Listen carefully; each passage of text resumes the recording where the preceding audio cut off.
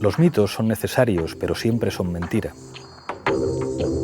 Nuestro invitado de hoy retrata lo contrario a los mitos sobre Cuba, pero de esa realidad de amargura y desencantos surge una belleza digna y conmovedora que sabe a amistad y huele a ron, y a veces a chispitrén. En otra vuelta de tuerca, Leonardo Padura.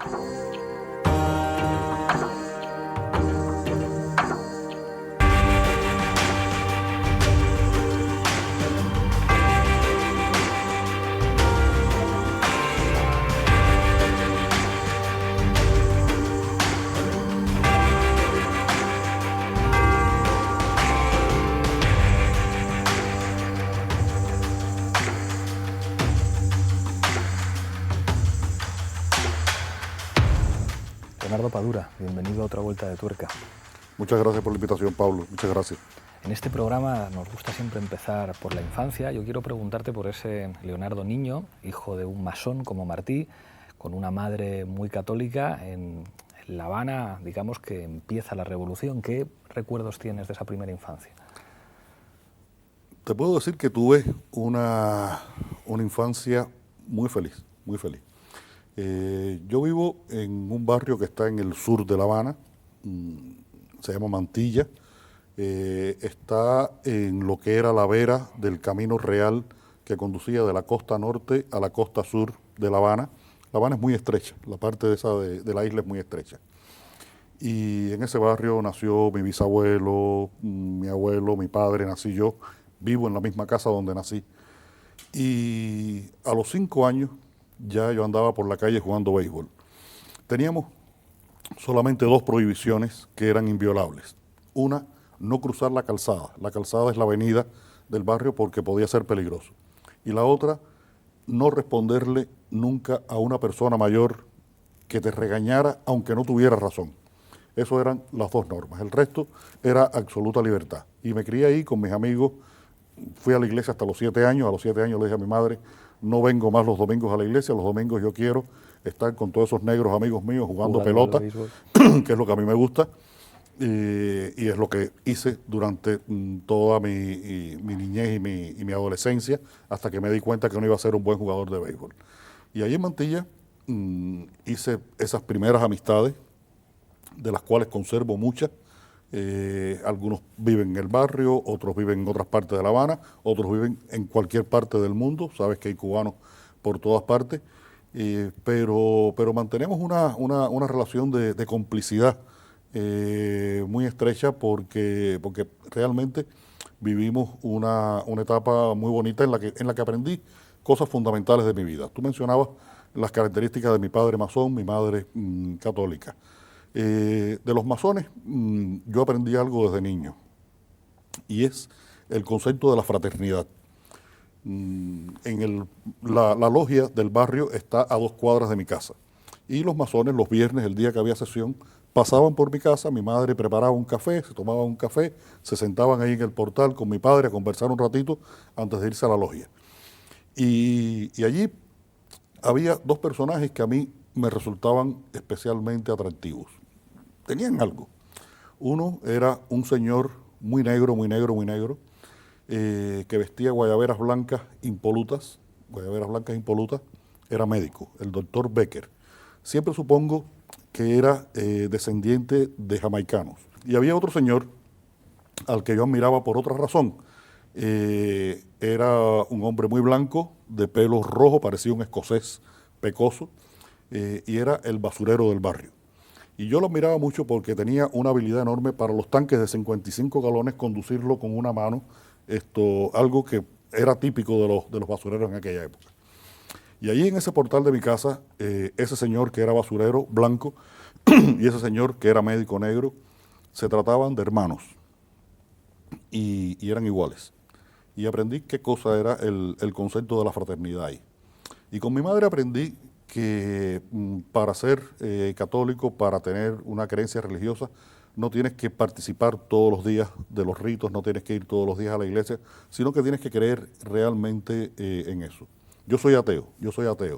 Sin embargo, por ejemplo, la imagen de la Virgen de la Caridad del Cobre, que es la patrona de Cuba, en la habitación de mis padres, donde se ponía la cuna, donde nos criamos los 3 hermanos, yo soy el mayor, hay un altar, y ese altar está presidido por una Virgen de la Caridad del Cobre. Es decir, que yo estoy viendo esa imagen, que es una de las posibles representaciones de Cuba desde niño.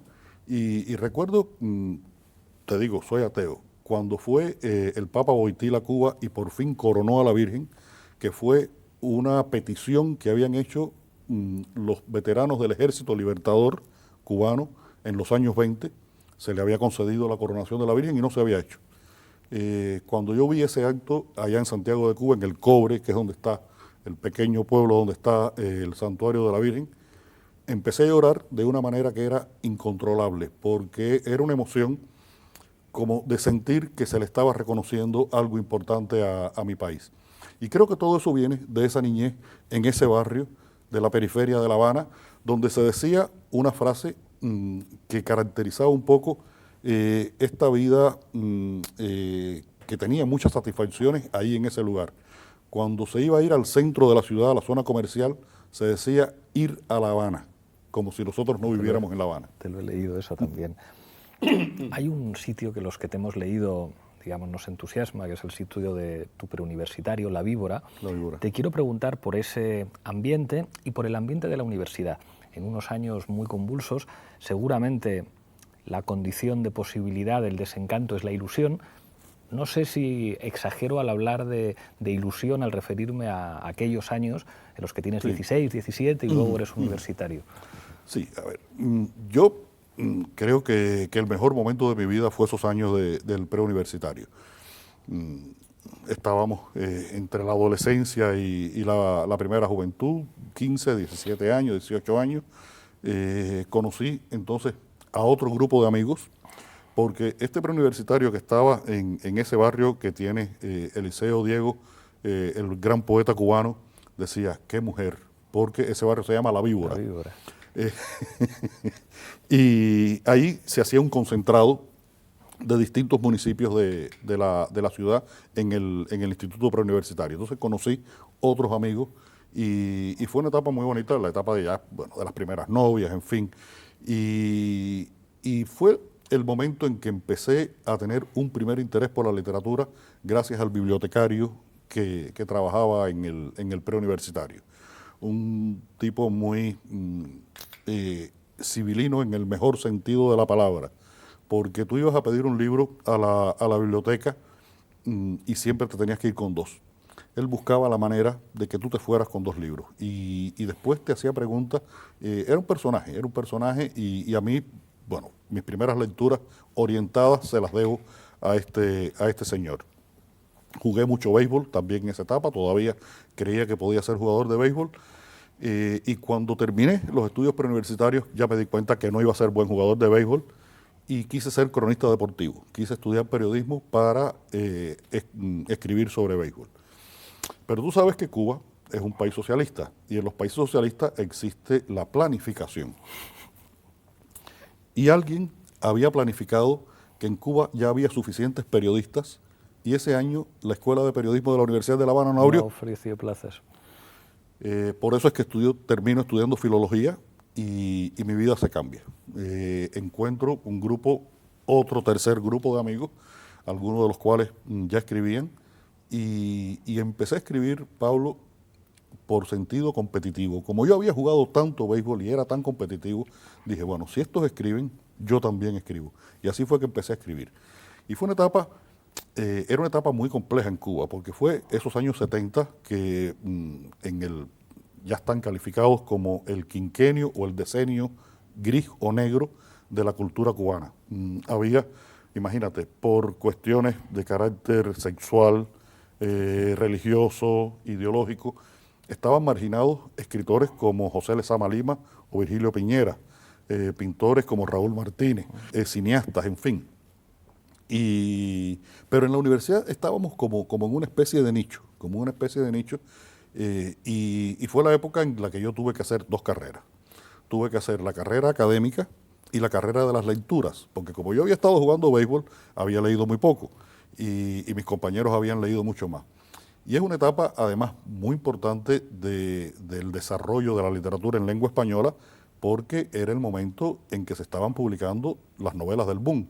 Claro. Y bueno, es la época en que leo a Cortázar, a Gabo, a Vargas Llosa. Encontrábamos y sacábamos de abajo de la tierra los libros de Cabrera Infante, que no se publicaban en Cuba, y que es un escritor que ha sido fundamental para mí. Rulfo, Benedetti vivía en Cuba en esa época, y fue una etapa también en la cual creo que nos pudimos preparar muy bien para después ser profesionales. Los desarrollos posteriores han sido muy diversos. Cuba cambió mucho a partir de los años 90, pero en aquel momento esa universidad que yo hice con ese grupo de estudiantes y en la época en que la hice fue para mí realmente muy, muy importante. Hay un tema que tenía guardado para el final, pero como ya has sacado tú 3 veces, vamos a coger el toro por los cuernos, el béisbol. Me dijeron, mucho cuidado con Industriales, que no está dando alegrías últimamente. Y claro, el béisbol es una pasión, las pasiones no son racionales.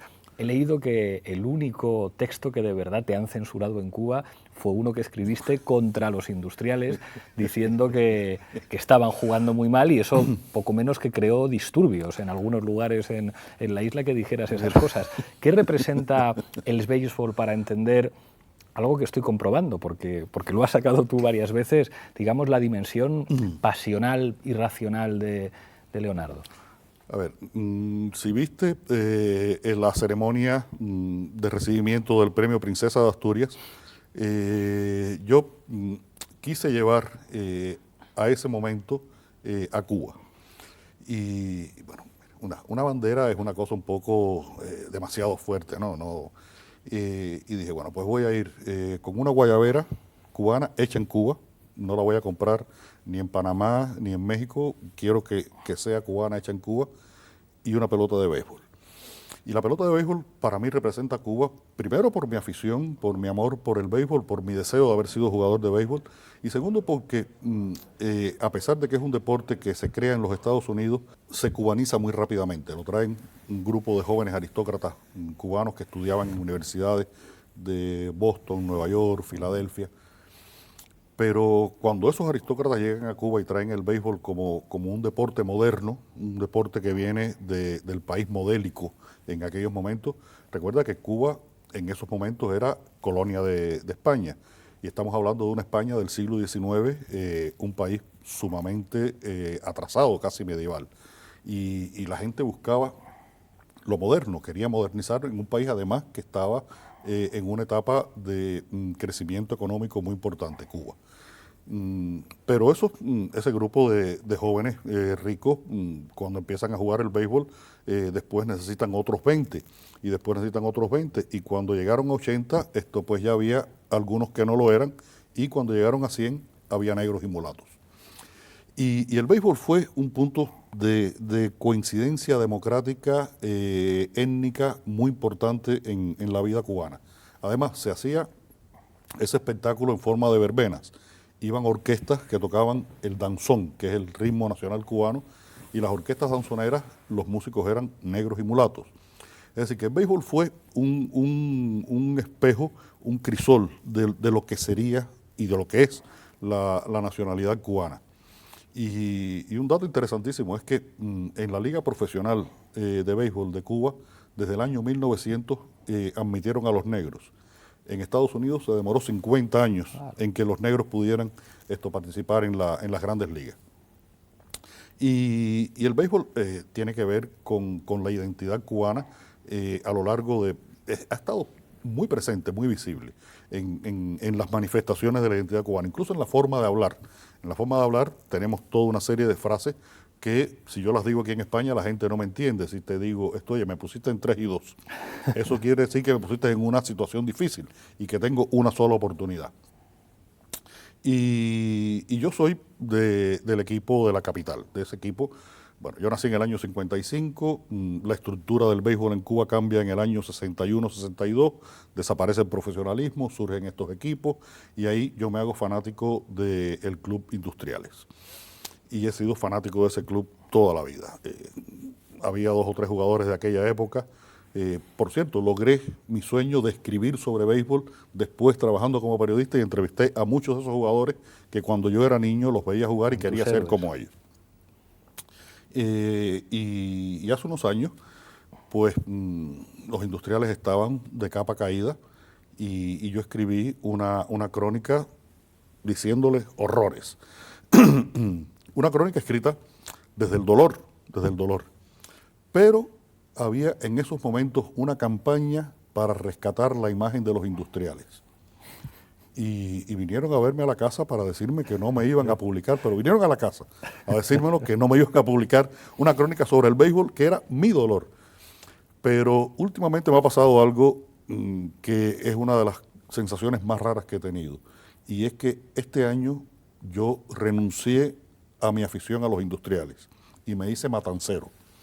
Porque tenían un director que es una persona con la cual eso sí que es no puedo, eso sí que es un disidente.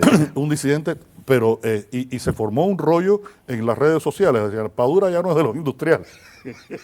Imagínate que hace 3 años, 4 años, este director, un director anterior del equipo, fue a verme a la casa. Me dijo, mira, me van a dar el equipo industriales y yo quiero hablar contigo, que tú me digas cómo este equipo puede entender que deben jugar la pelota de otra manera. Nosotros al béisbol le decimos la pelota. Y yo le di un solo consejo, le dije, mira, tú tienes que reunir a ese piquete de muchachos y decirles que cuando ellos salen al terreno de pelota son la gente más importante del mundo y que los sueños de millones de gente se están reflejando en lo que ellos hagan en el terreno. Si después tienen una recompensa por eso o no, eso es otra historia. Pero en ese momento son lo más importante del mundo. Y se fue muy contento con ese consejo, porque creo realmente que la grandeza del mundo cabe en una pelota de béisbol.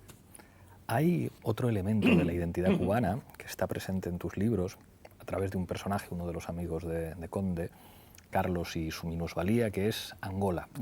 Hay mucho desconocimiento en España. A mí me sorprendió algunas preguntas que te hacen sobre esto, como comparándolo con Vietnam.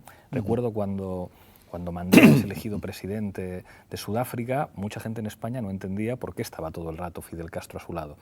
¿Qué es lo que representa esa guerra para entender Cuba? A mí me sorprende mucho que haya un personaje, digamos, que tiene una cicatriz permanente, que es el recordatorio de lo que significó aquello. Yo estuve en Angola trabajando 1 año como periodista civil, afortunadamente no estuve como corresponsal de guerra, pero desde el día que llegué a Luanda me dieron un fusil soviético y una bolsa con cargadores. Y en la cama del apartamento donde yo dormía, al lado tenía ese fusil y esos cargadores. Si hay alguien que es antibelicista y que no tiene absolutamente nada que ver con las armas, ese soy yo. Para mí aquello era una situación violenta y sentía, yo escribí una crónica que la titulé El año que conocí el miedo, porque es un miedo como irracional, es un miedo que escapa de tu capacidad de dominio, de tu control, porque era un país en guerra. En el edificio donde nosotros vivíamos, debajo, pusieron unos explosivos, volaron unos cristales, cuando salíamos de viaje. Yo tengo en este oído un trauma acústico irreversible, porque tuve que hacer un vuelo al sur de Angola en un carguero militar soviético que no están suficientemente hermetizados, y cuando iba descendiendo tenía que descender en espiral para que no lo fueran a tumbar. Yo me tocaba la cara, el oído, esperando que empezara a salir sangre. Fue un dolor irresistible, un dolor espantoso. Y en Angola, bueno, pasaron muchos cubanos por Angola desde el periodo más arduo de la guerra, en el año 76, hasta que vuelve a ser el periodo más arduo de la guerra en la batalla de Cuito-Cuanavale, que es la que un poco decide en el año 89 el destino de esa guerra, la salida de los sudafricanos, que terminó con el fin del apartheid después en Sudáfrica. No se puede comparar Angola con Vietnam, porque no se puede comparar una derrota con una victoria. Claro, efectivamente. Yo creo que ahí hay una relación.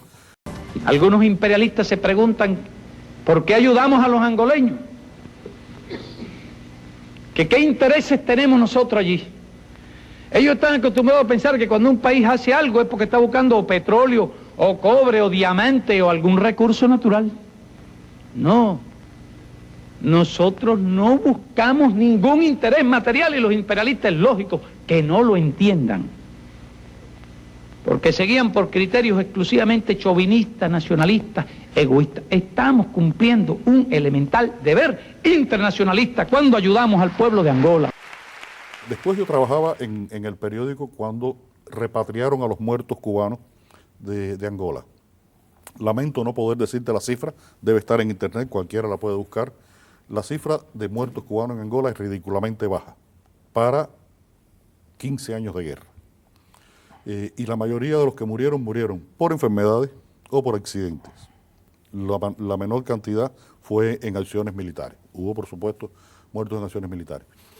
Pero todo aquel ambiente de 15 años de presencia cubana en Angola, militares, médicos, maestros, constructores, asesores de diversos tipos, periodistas como yo, un poco que marcó a mi generación. Y fue como una experiencia que en algunos casos a algunas personas les resbaló, a otras las hirió profundamente en muchos sentidos. Yo hice, creo que en Angola, Pablo, un descubrimiento que fue esencial para mí. Como mismo descubrí de estas cosas que te hablaba cuando era niño, la fraternidad y el sentido de la relación con las personas a través de una mirada benévola de la religión en tal. En Angola descubrí algo que es muy importante, y es que en las situaciones límites del ser humano sale lo mejor y lo peor.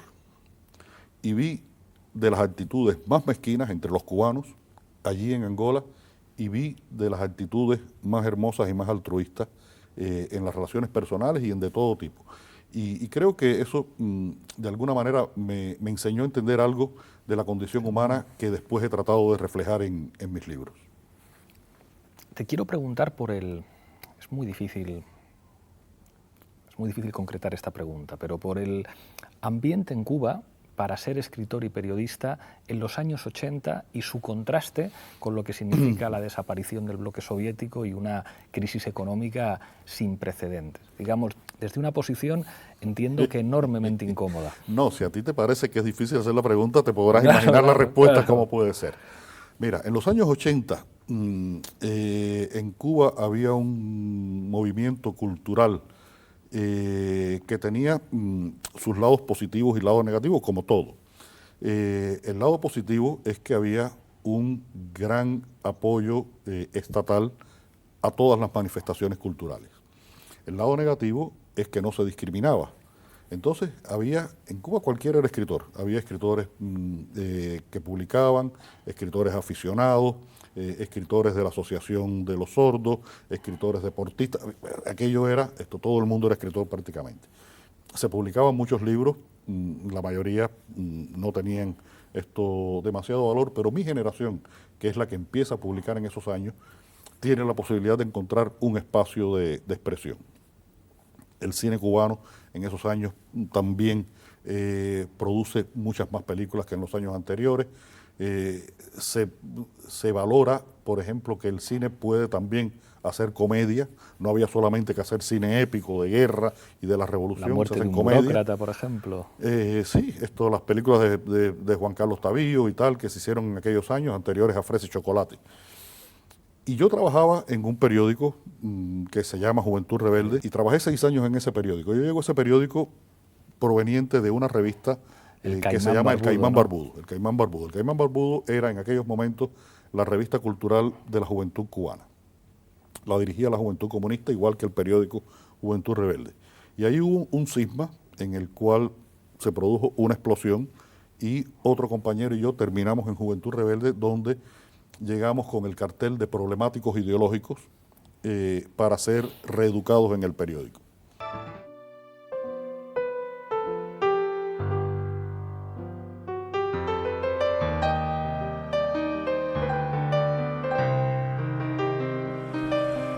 Estamos en periodo especial, un periodo difícil, un periodo uno de los más difíciles de nuestra historia. ¿Por qué? Porque nos hemos tenido que quedar solos frente al imperio, solitos. ¿Y qué hacía falta para quedarse solo frente al imperio?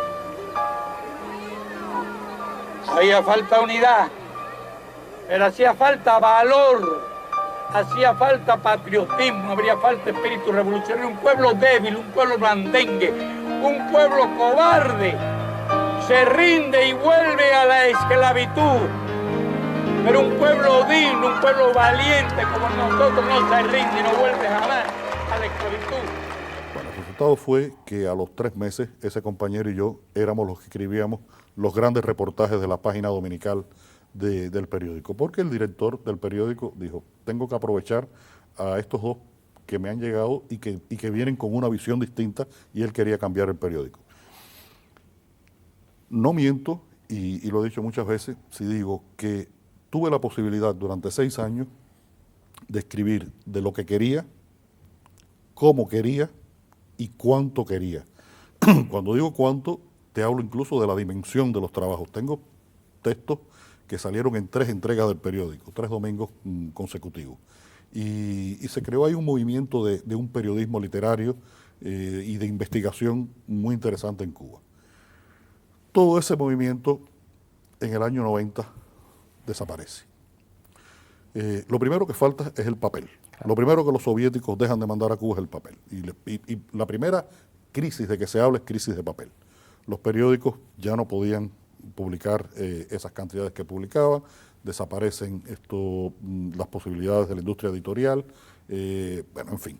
Y empieza toda la crisis económica que tiene que ver con la falta de comida, de electricidad, de transporte, de ron. Imagínate Cuba sin ron y sin cigarros. Eso se vivió en Cuba en esos años. Y fue muy difícil poder resistir eso. Ahí hay mucha gente que se va del país, busca una alternativa. Yo, para ir a mi trabajo, mi mujer igual, íbamos en bicicleta, hacíamos 15 kilómetros a la ida y 15 a la vuelta. En el mes de julio o agosto, a las 5 o 6 de la tarde, hacer 15 kilómetros de bicicleta en Cuba es como hacer el Tour de France. Es bien duro. Y sobre todo, en mi caso específico, yo esos años digo que yo escribí como un loco para no volverme loco. Escribí 3 novelas, las 3 primeras novelas de la serie de mi personaje de Mario Conde. Escribí un ensayo sobre Alejo Carpentier de 600 páginas, Carpentier y los Real Maravillosos. Preparé un libro de periodismo, 2 libros de periodismo, preparé un libro de cuentos, escribí 2 guiones para cine. Y lo que hice fue buscar como en la literatura una manera de encontrarme a mí mismo en una realidad en la que todo se estaba hundiendo. Se llegó incluso a hablar, la situación fue tan difícil, de evacuar las ciudades, lo que se iba a llamar la opción cero, irnos a vivir casi en comunidad primitiva en lugares del campo. Y bueno, ese periodo lo atravesamos con muchas dificultades. Por eso, a veces, Pablo, yo pienso en el derecho de mi generación a expresar su desencanto, porque pasamos por todo. Te contaba, tú lo has leído, yo cuando tenía 15 años estaba en un campo de caña, con esta mano completamente llagada, cortando caña porque era lo que había que hacer.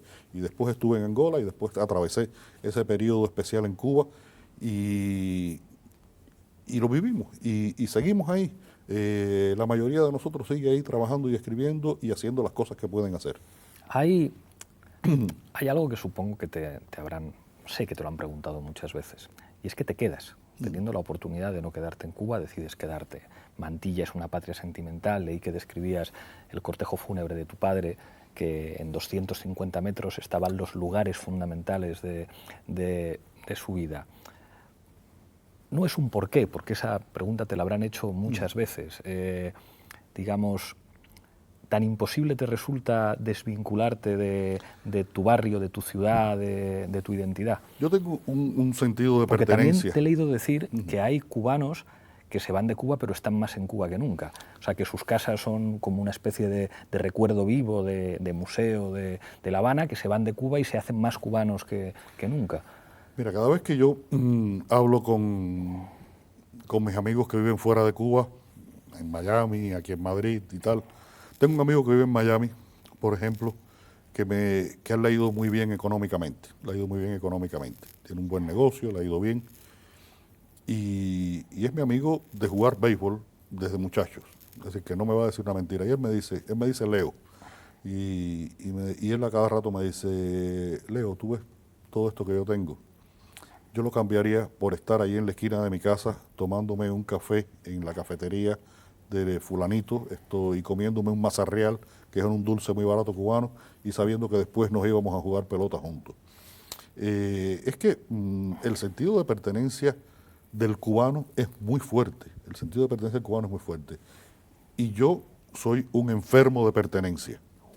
Yo creo que,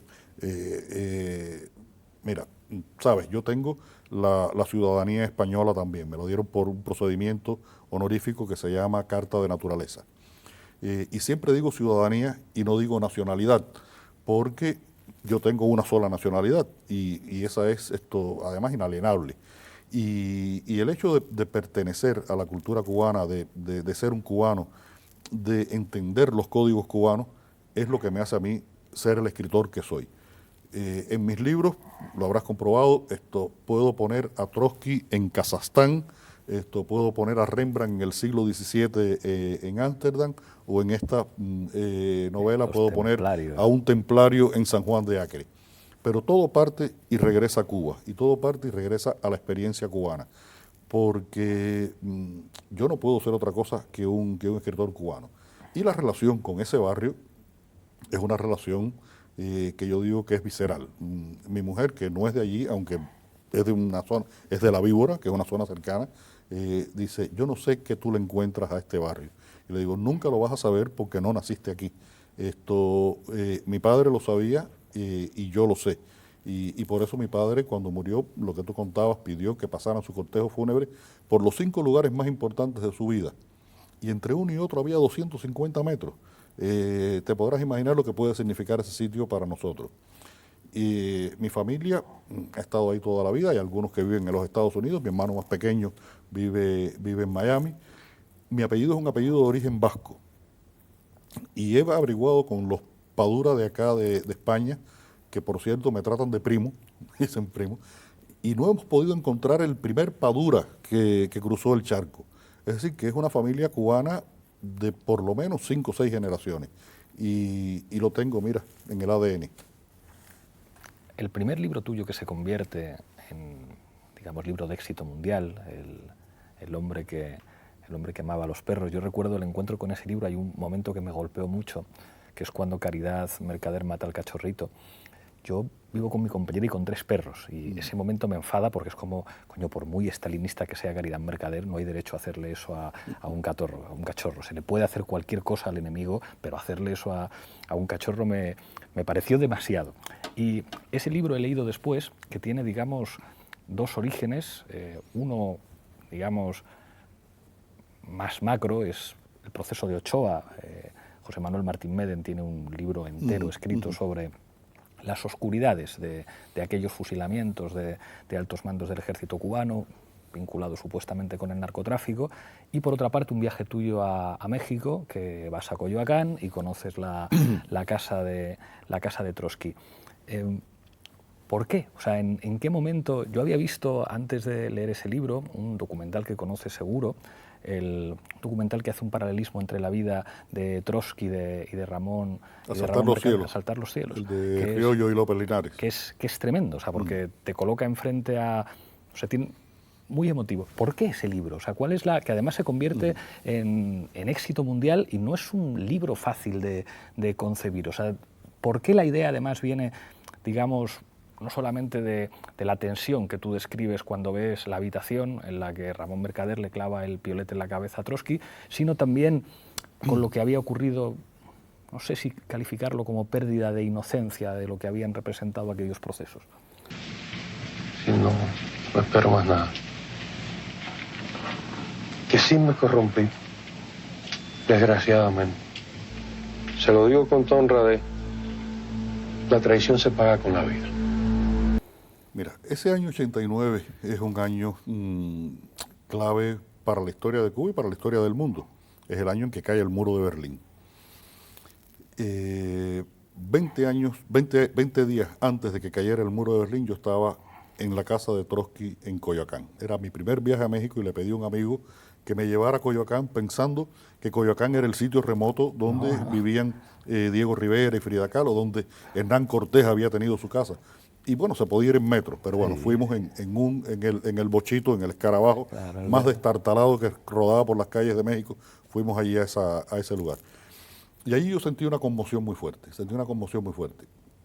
que tenía que ver en el origen de todo con mi ignorancia.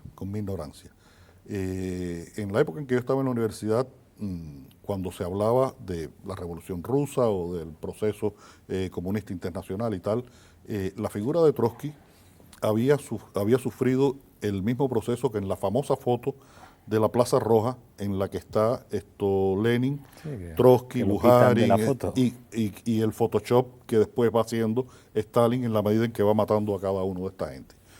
No existía. Y por eso yo me empeñé en saber algo y por eso quise ir a esa casa y fue un lugar en el que tuve una conmoción. 20 días después cae el muro de Berlín.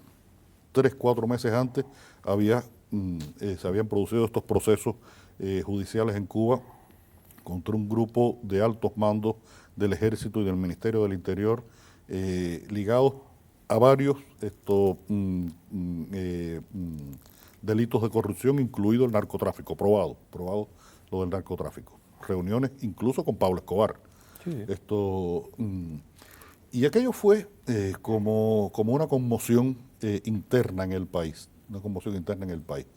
La conmoción interna que sufro yo cuando llego a la casa de Trotsky. Y después, yo creo que la gota que me llevó a escribir esa novela fue saber que Ramón Mercader había vivido en Cuba del año 74 al 78. Claro. Cuando, ponte en perspectiva histórica, el asesinato de Trotsky. El asesinato de Trotsky es algo que pertenece a la historia. Y de pronto, tener la noción de que un personaje de esa historia había convivido conmigo en mi misma ciudad, que yo pude haberme cruzado con él.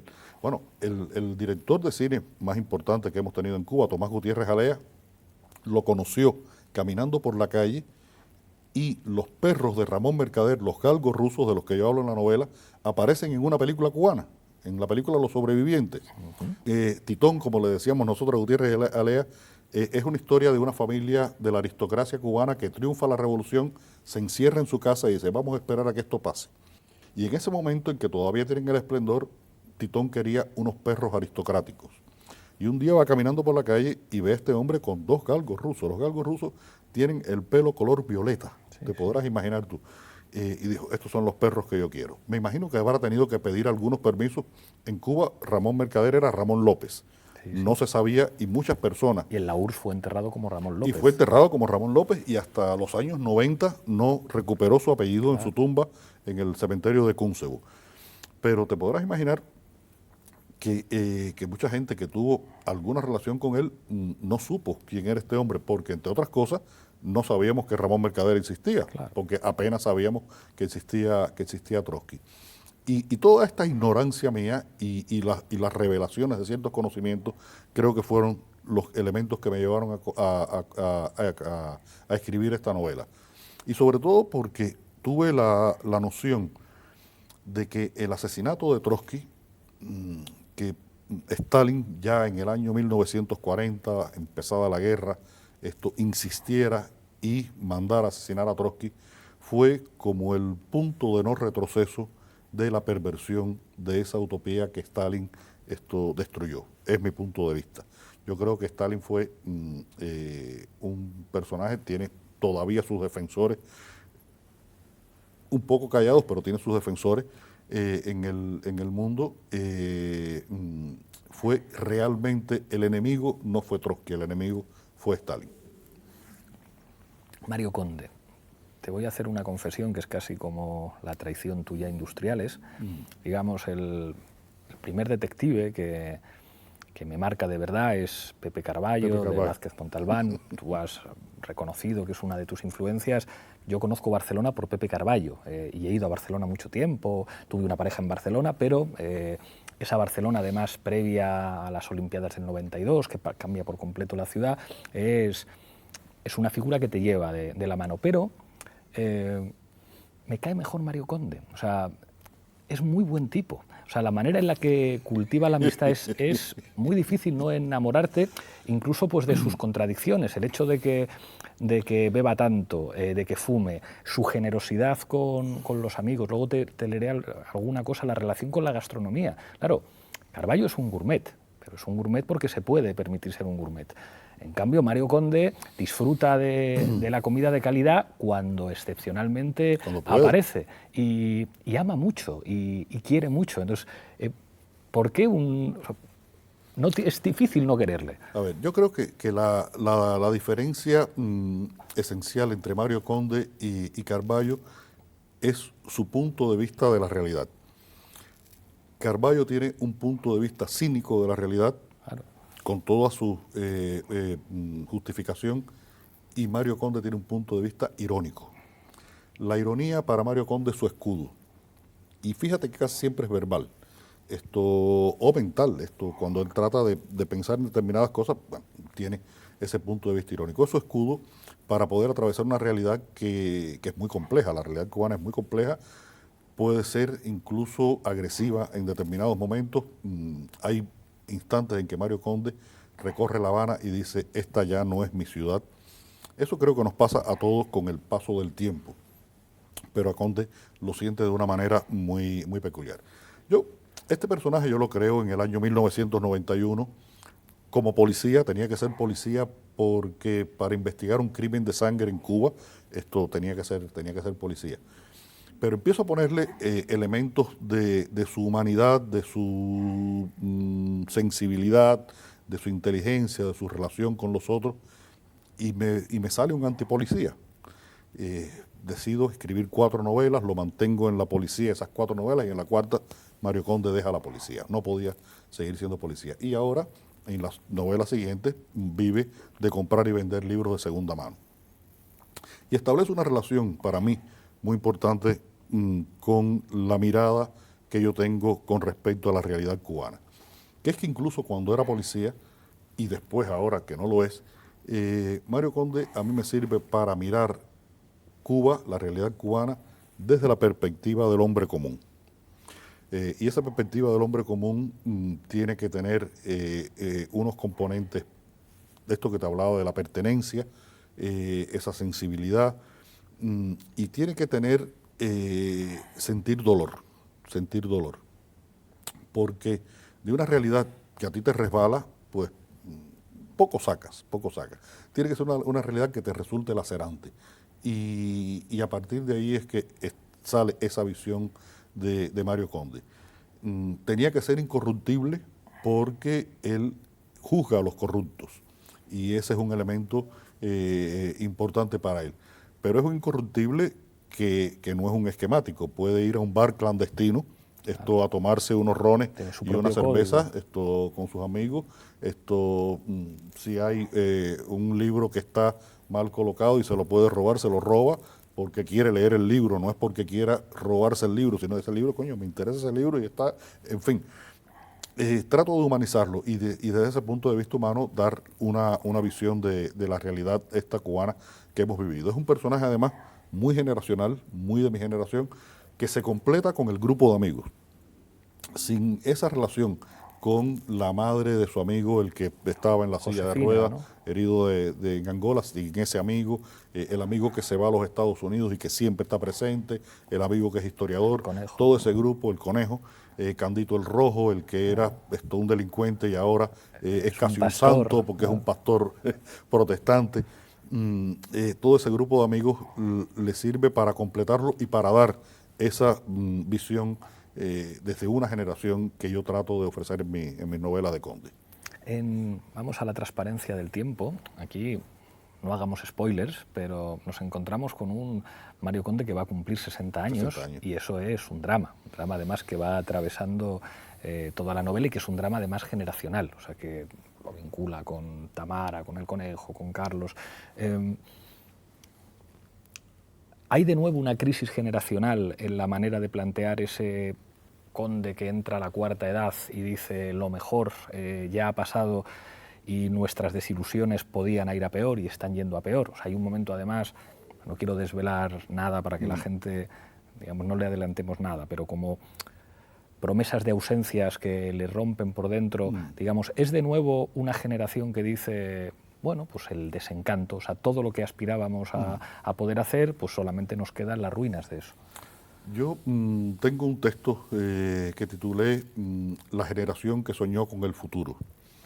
Y mi generación soñó con el futuro en esos años 80 en que publicábamos los libros, yo trabajaba en ese periódico, se hicieron todas estas cosas en la vida cubana que tuvo un dinamismo y una cierta bonanza económica. Los sueños que teníamos eran sueños chiquiticos, pero eran nuestros sueños. Y a partir de los años 90 muchos de esos sueños se desintegraron. Yo he tenido la suerte que por mi profesión, por mi empeño, porque soy muy trabajador, porque escribí como un loco para no volverme loco, he tenido un espacio de realización. Pero mucha gente de mi generación lo han perdido. Tengo amigos médicos que se han ganado la vida durante años como taxistas, o uno de los más importantes especialistas en suelos de Cuba que se gana su dinero atendiendo unos jardines en un edificio público. Eso ocurre. Y mi generación, lo digo aquí en la novela, ha llegado a un punto en que es demasiado vieja para reciclarse y demasiado joven para morirse. Y Cuba se está reciclando, Cuba está cambiando de una manera muy especial, porque la estructura económica y política del país no ha cambiado, pero la sociedad sí está cambiando, Te digo, por ejemplo, algo que me dirás, pero ¿cómo es posible? Bueno, hasta hace 7, 8 años, un ciudadano cubano, no podía tener una línea de teléfono celular. ¿Por qué? Un ciudadano cubano con su salario no se podía alojar en un hotel para turistas. Un ciudadano cubano no podía ir a sacar su pasaporte y viajar libremente a donde quisiera. No podía, si tenía un automóvil posterior al año 59, venderlo o vender su casa si quería vender su casa. Como todas esas cosas son tan normales en el mundo, de pronto cuando vas sumando todos estos pequeños cambios que pueden parecer insignificantes, pero que para un cubano son muy importantes, pues tienes este tejido social diferente que está apareciendo ahora. Y es que hay unos destellos de enriquecimiento relativo, si lo comparamos con cómo se enriquece la gente en México, por ejemplo, esto da risa, ¿no? Pero hay destellos de enriquecimiento. Y hay también bolsones de empobrecimiento en la sociedad cubana. El propio Raúl Castro lo ha reconocido. En Cuba el 90% de la fuerza laboral está empleada por el Estado. Y Raúl Castro ha reconocido que el salario no alcanza para vivir. La gente se tiene que buscar la vida, claro. De cómo vive la gente. Entonces, eso ha empobrecido a una parte de la población cubana, y de ese tema yo hablo también aquí en el libro. Sobre todo personas que viven en la parte más desfavorecida del país, que es la zona oriental, tratan de ir a la capital. Eso es un movimiento típico de los países del tercer mundo. Los palestinos, ¿no? Sí, en Cuba le dicen los palestinos. A los que vienen del oriente. Pero es un movimiento típico de los países del tercer mundo. Mira Sao Paulo, lo que es México, esas ciudades, megaciudades, a donde van los emigrantes internos. Bueno, están surgiendo estos bolsones de pobreza, lo cual significa que incluso sin cambios significativos en la economía y en la política, la sociedad se está dilatando. Y ha habido algo que es tal vez lo que más me preocupa a mí. Pablo, haber crecido en una generación en la que todos éramos muy iguales, todos éramos muy iguales. Yo siempre cito también la frase de Orwell, que había unos más iguales que otros, Sí. ¿no? Pero todos teníamos dos pares de zapatos que se parecían muchísimo, unas botas rusas y unos mocasines, dos pantalones, 4 camisas Y eso en relación al resto de América Latina tenía un no, significado. no. Pero con nuestro salario nos íbamos a Varadero, una de las mejores playas del mundo, sí. y en un hotelito pequeñito, te pasabas 3 días y tomabas cervezas y comías pizza y la pasabas bien. Y por eso soñamos con el futuro. Esa visión de una sociedad tan homogénea, cuando empiezas a ver estas otras posibilidades distintas, pues te cuesta trabajo, y es lo que le pasa a Mario Conde. Le cuesta trabajo entender cómo funciona esto y sobre todo ver cuál va a ser la solución. ¿Cuál va a ser la solución? ¿Qué va a pasar en el futuro para que esto se resuelva? Porque la solución inevitablemente pasa por la economía. Yo tengo una costumbre muy mala que me la critican mucho y es que subrayo los libros. Cuando me encuentro lo que me Eso no es interesa, lo subrayo y anoto cosas y luego además lo subo a las redes sociales. Entonces me regañan muchísimo, los libros no se subrayan, pero hombre, son míos. Y a mí con los libros de mi abuelo y de mi padre me encanta dialogar viendo sus subrayados y sus comentarios. Y ahí, os voy a leer una cosa de tu libro, lo he preparado para no hacer ningún spoiler, que me conmovió mucho hablando de la desigualdad. Paladeando el trago de coñac, Conde recordó por un instante los círculos del infierno habanero que había recorrido durante los últimos días. Y se dijo que en realidad aquel infierno existía, tanto como este paraíso bajo las estrellas donde él bebía un trago de coñac, también francés, cuyo precio podía garantizar la alimentación de un día de toda una familia. 2 mundos colindantes entre los cuales se iba levantando una muralla. Frente al bar, una larga docena de muchachas bailaban y cantaban, y Conde comprendió que la luz vigorosa que lo había tocado brotaba de los cuerpos, los vestidos, los zapatos, los perfumes, la elegancia expansiva y los cabellos rutilantes de aquellas mujeres. Todas eran bellas, elegantes, esbeltas y rubias. El mundo existía e imponía segregaciones. Esto... Eso es verdad. Claro. Pablo, uno de mis orgullos, a pesar de posibles críticas internas que reciba en Cuba, es que la verdad absoluta no existe. Hay muchas verdades.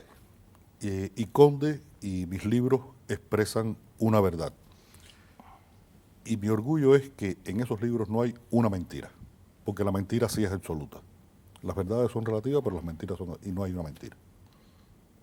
Hay una conversación entre Conejo y Conde, ser y pertenecer. ¿Qué es más importante? Sí, porque ahí entramos en un tema que también es una de... Los escritores tenemos 5 o 6 obsesiones que nos van persiguiendo por la vida. Aquí es la relación del hombre y la historia, en Hereje es la posibilidad de ejercitar tu libertad individual y el exilio, la emigración, el hecho de salir de Cuba es una de las cosas que a mí siempre me ha preocupado. Es el derecho a decidir de Conejo. Tengo una novela que se llama La novela de mi vida, que es sobre ese tema y es un tema sobre al cual quiero regresar, pero con una perspectiva más contemporánea. Y el Conejo tiene en un momento una disyuntiva, salir de Cuba y quedarse, o quedarse en Cuba y no salir. Pero él reclama un derecho que creo que es el más importante de todo, el derecho a equivocarse. Creo que tenemos que tener el derecho a equivocarse. Él le dice a Conde, mira, si me equivoco, regreso, y si no, no regreso, pero dame el derecho a equivocarme. Conde en este sentido es un poco fundamentalista. Conde, y lo critican los otros, le dice, no seas egoísta, deja que el otro decida su vida. Pero es que se me va y el mundo se me está deshaciendo. Él lo mira un poco desde su perspectiva, aunque reconoce el derecho del otro a hacer su vida e incluso a equivocarse. Hay una cosa en el libro que me ha sorprendido, también por por el momento en el que se publica, que es que aparece Cataluña. Y de repente el conflicto catalán aparece en el libro. No hay segundas intenciones, aunque se puedan leer segundas intenciones. Mira, mi relación con Cataluña es muy de larga data. En el año 90 yo estuve recorriendo toda Cataluña preparando un guión para un documental sobre la emigración catalana a Cuba.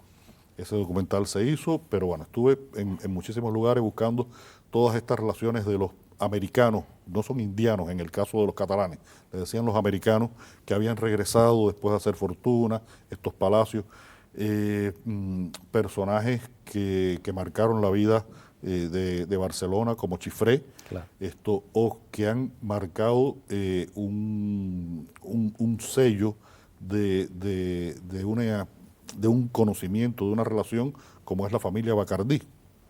El ron más conocido del mundo, claro, es el Bacardí. Ya no se fabrica en Cuba hace 50 años. Se sigue fabricando un ron en la fábrica de los Bacardí, que sigue siendo el mejor del mundo. Pero bueno, entonces tenía ese conocimiento. Después, cuando escribo El hombre que amaba a los perros, pues Ramón Mercader está en Barcelona. Y es donde está, además, la comandancia de los asesores soviéticos, claro, que vienen a la guerra, claro, civil. Y me tengo que meter mucho en el mundo catalán. Hubo, bueno, creo que en el bando republicano la suerte de la república se decide en lo que pasa en Cataluña, claro, y especialmente en Barcelona. Claro. El secuestro de Andreu Nin, en fin, la presencia de Orwell, que me interesaba, por homenaje a Cataluña, cómo había visto la guerra desde Barcelona. Y después aquí hay un objeto muy importante que Conde tiene que buscar, que resulta ser una virgen románica. Y estas vírgenes románicas en España fundamentalmente están en el País Vasco y en Cataluña. Y dije, bueno, pues el conocimiento que tengo de Cataluña me tiene que servir para poder ubicarla aquí. Y hay comentarios sobre que no tienen un carácter para nada crítico, sino más bien descriptivo por la relación que tenemos los cubanos con Cataluña. Claro, claro. Y por la relación que tenemos con España en sentido general, o la que tienen ustedes con nosotros, porque es una relación que es cultural, familiar, y a veces yo digo que es visceral, y los estereotipos que manejamos en Cuba, el gallego bodeguero, claro, el andaluz, el baturro, el curro que no le gusta trabajar, el catalán muy ahorrativo. Claro, claro. Entonces juego un poco con esos estereotipos, ¿no? Hay otro elemento que aparece que me sorprendió mucho. Yo justo antes de visitar Cuba en el 95, el verano del 95, o el verano del 94, vi Fresa y Chocolate, que fue una película que pone encima de la mesa la homosexualidad en Cuba en un momento en el que estaba en discusión y en lo que creo que hubo incluso muchísima autocrítica dentro de los dirigentes políticos cubanos respecto a cómo se había tratado esa cuestión. Y en el libro aparece absolutamente normalizado. Es decir, hay personajes que son homosexuales como podrían ser cualquier otra cosa y me llama la atención que un tema que durante mucho tiempo era un tema de conflicto y de crítica en Cuba se convierta en algo, a diferencia del racismo, que digamos eso sigue operando, es decir, a pesar de las leyes revolucionarias, pues como en Estados Unidos, y sin embargo la cuestión de la homosexualidad como mucho más normalizada. Sí, en Cuba lo que desapareció fue la discriminación racial. Claro, claro. Pero las manifestaciones de racismo son muy profundas. Y aunque uno sienta que la relación étnica es normal, ahora mismo en Cuba te encuentras más gente de piel blanca. No quiero decir ni siquiera blanco porque puede ser de piel blanca y no ser tan blanco, porque en Cuba blancos de verdad hay pocos y negros de verdad hay pocos, ahí todo está mezclado. Que practican las religiones africanas, Claro, pero muchísimos. con absoluta normalidad. Es decir, que hay muchos prejuicios que han ido desapareciendo. Afortunadamente, con la homosexualidad, después de un periodo en el que al tradicional machismo cubano, a esa visión católica, ética, familiar, cuando yo era niño, a los muchachos que tenían algún gesto que se llamaba en aquella época amanerado, no, los llevaban al médico para curarlos. Sí, los llevaban al médico España para curarlos. también, sí. Y a eso se unió un prejuicio político.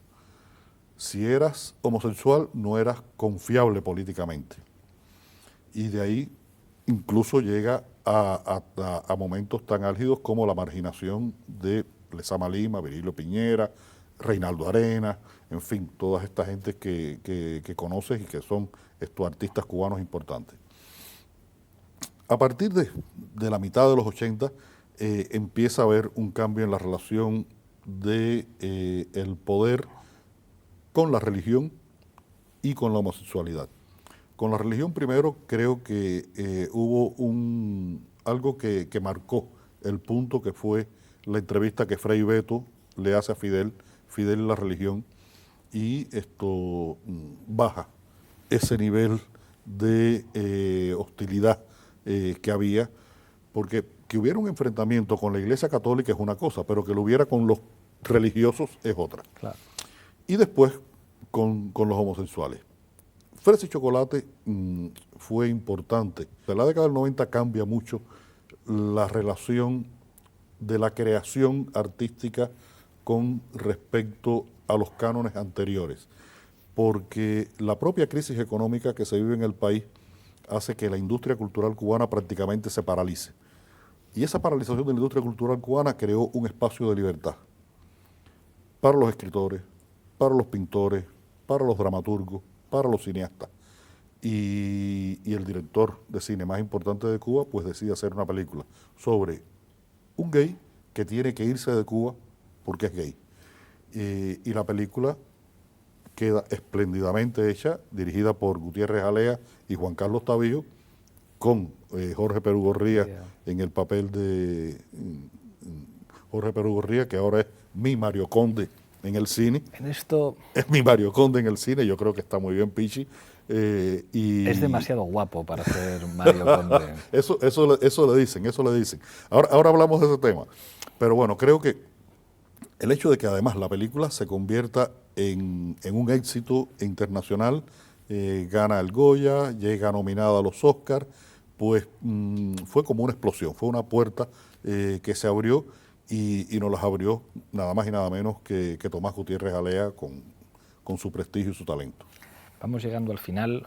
Te voy a hacer lo primero una rueda de reconocimiento. Yo menciono unos nombres propios y me los defines en 4 o 5 frases. José Martí. Es el cerebro de Cuba. Creo que por su mente pasaron tantas cosas y fue un hombre que tenía un sentido práctico de la vida y a la vez fue el romántico más grande que se puede imaginar. Soñó de verdad un mundo mejor. Tomás Gutiérrez Alea. Un inconforme, un hombre que trataba de retarse haciendo arte y que eso le buscó algunos problemas en Cuba, pero dejó algunas películas magníficas que van desde Memorias de su desarrollo hasta Guantanamera. 2 obras maestras. Gabriel García Márquez. El Gabo tuvo una importancia fundamental para nosotros como escritores. Tuvo pocos amigos en Cuba, tal vez porque cuando hizo su gran amistad fue con Fidel Castro.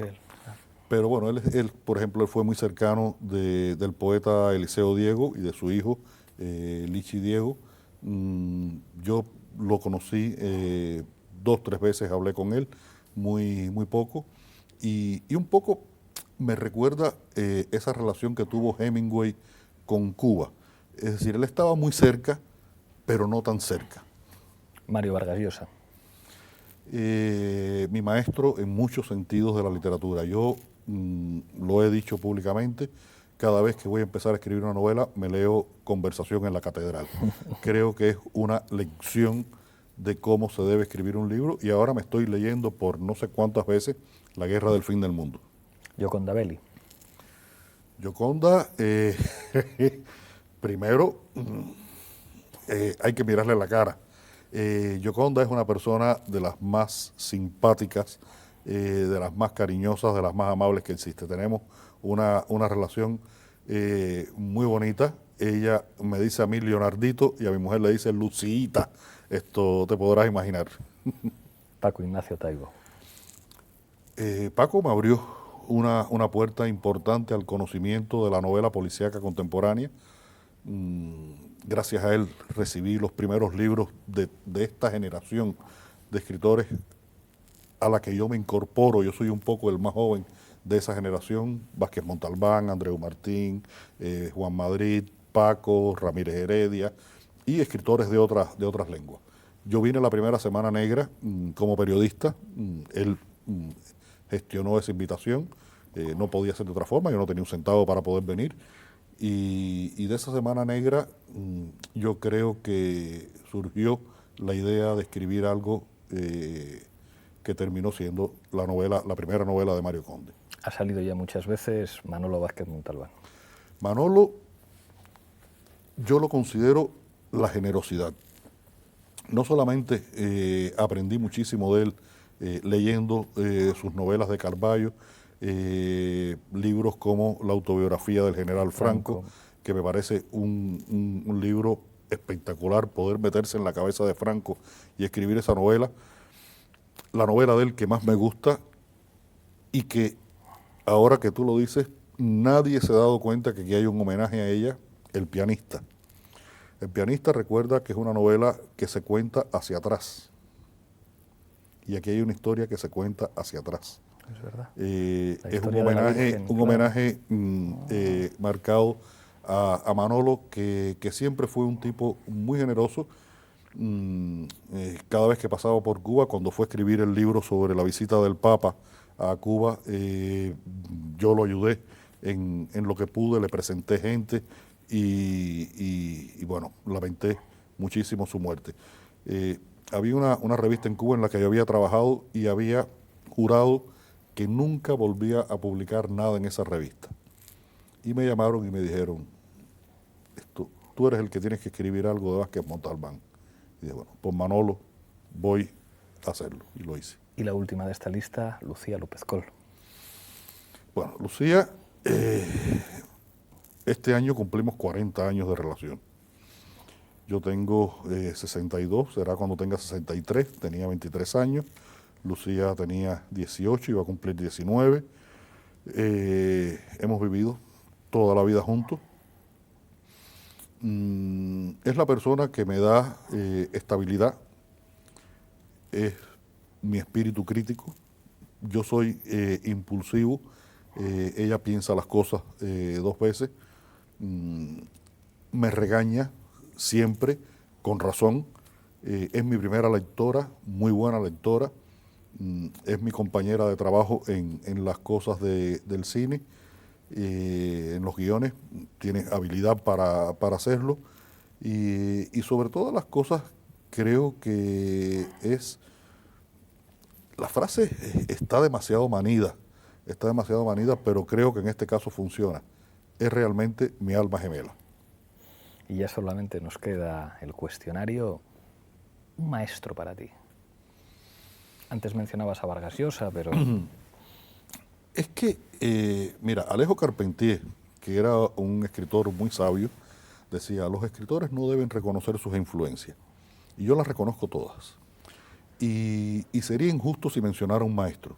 Te he hablado aquí en algún momento de Vargas Llosa, te he hablado en algún momento de Cabrera Infante, de Vázquez Montalbán, pero si no menciono a Carpentier, por ejemplo, sería injusto.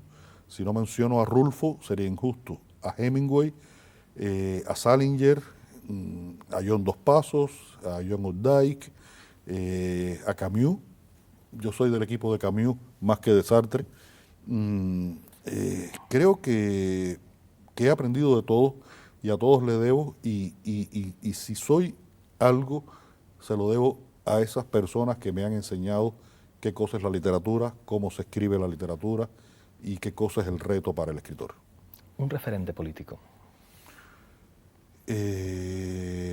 Lula.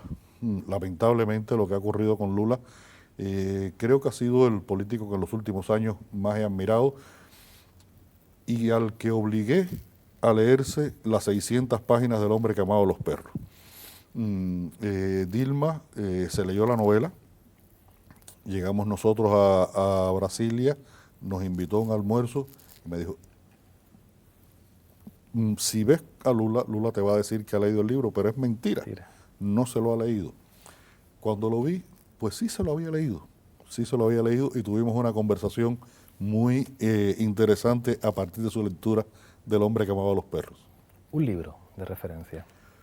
Un libro de referencia, El siglo de las luces de Alejo Carpentier. Creo que ese es un libro sobre la revolución en general, a pesar de que se basa en la revolución de Haití, en la revolución francesa, pero es un libro sobre la revolución y creo que es una de las lecturas más interesantes sobre qué cosa es una revolución. ¿Una película?